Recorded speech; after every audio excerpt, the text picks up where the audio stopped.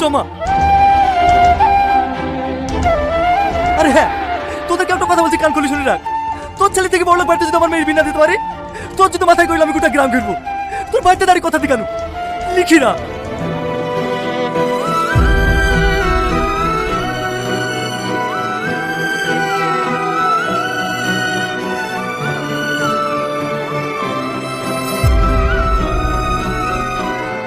দেখ দেখ, তুই নিজের চোখেই দেখ কোন ফ্যামিলিতে বিয়ে করে নিজের জীবনটা বরবাদ করতে যাচ্ছিলি। তোমার মেয়ে লিখে ছেলে পাবো না? ও অত সুন্দর মেয়ে, ছেলে পুলিশে চাকরি করে। চল বিয়ের দিন ঠিক কর।